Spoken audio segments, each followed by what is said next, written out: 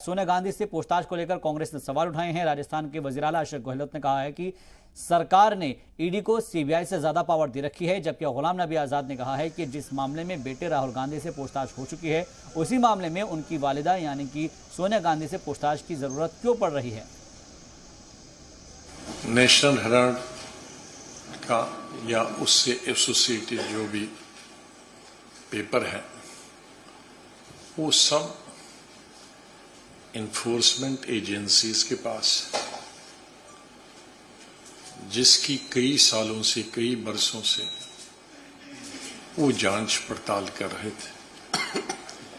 और एक वक्त में तो सुनने में आया था कि उसमें कुछ नहीं है और बंद कर रहे हैं। चलो, बंद नहीं किया।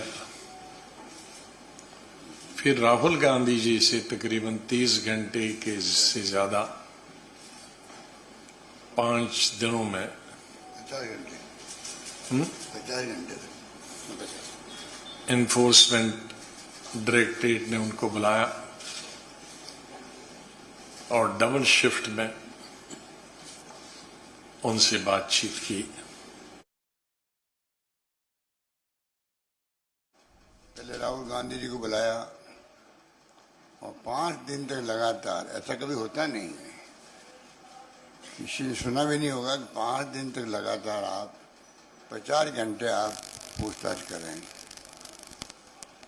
सोनिया जी को बुलाया है और आज तीसरी दिन है, तीसरी बार है, और पता नहीं वो कब तक बुलाए हैं। तो ये जो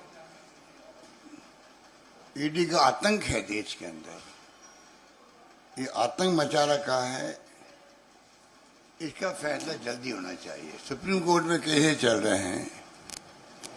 सुप्रीम कोर्ट को चाहिए कि जो देश का मूड है, पूरे देश के अंदर लोग चिंतित हैं और 0.5% भी इनके सक्सेस रेट नहीं है, तो क्यों नहीं इसके लिए जल्दी फैसला हो।